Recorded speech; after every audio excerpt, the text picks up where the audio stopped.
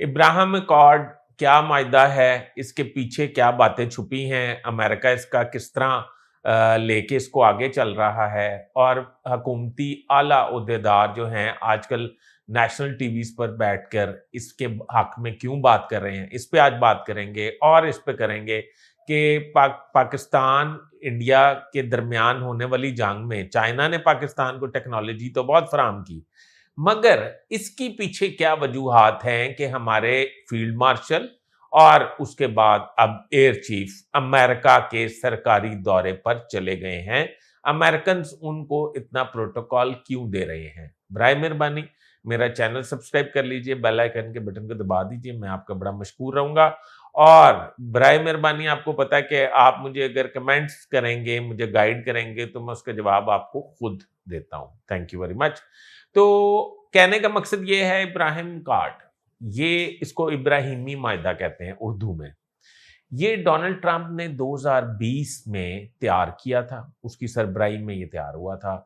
अब 2025 है, Donald Trump का इब्राहिम कार्ड के जरिए ये चाहते हैं कि इसराइल से मशरिक वस्ता में वाक़या तमाम ममालिक, जिसमें सऊदी अरब, जिसमें कतर, जिसमें पाकिस्तान, जिसमें ईरान, जिसमें तुर्किया, ये जो ममालिक हैं ये इसराइल के मतलब साख को तस्लीम कर लें, इसराइल को बतौर मुल्क तस्लीम कर लें, और पाकिस्तान भी।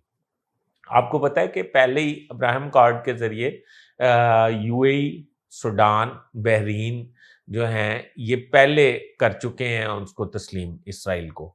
तो डोनाल्ड ट्रंप ने इसके बाद जैसे ही इसराइल और ईरान जंग का खात्मा हुआ या जंग बंदी हुई, तो डोनाल्ड ट्रंप ने फील्ड मार्शल को दावत दी वाइट हाउस में। और आपको पता है ये कहा जा रहा था कि वाइट हाउस में लंच की एक कीमत है और वाइट हाउस लंच जो है वो कीमत के बगैर नहीं करवाता।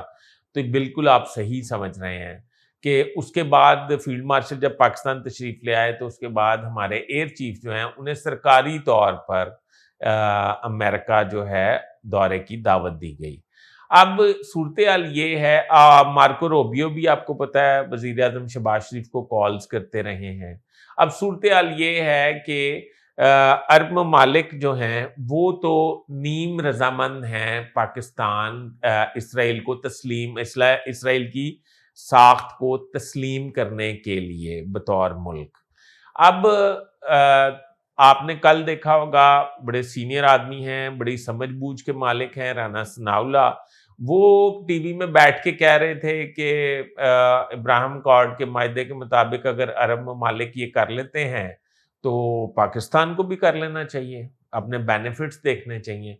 इससे पहले हमारे वजीर दिफा ख्वाजा आसिफ भी एक नेशनल टीवी पर बैठ के ये बात कर चुके हैं इब्राहिम कार्ड के हक में। तो ये बात क्यों शुरू हो रही है? ये बात इसलिए शुरू हो रही है कि व्हाइट हाउस से ये रिक्वेस्ट की जा रही है कि इब्राहिम कार्ड के जरिए पाकिस्तान इसराइल को तस्लीम कर ले। सूरत हाल ये है कि पाकिस्तान की इस्टेब्लिशमेंट और पाकिस्तान की हुकूमत जो है वो अभी तक डटी हुई है। उनका ये ख्याल है कि पाकिस्तान इसराइल को तस्लीम करने की पोजीशन में ना है और ना ही करेगा।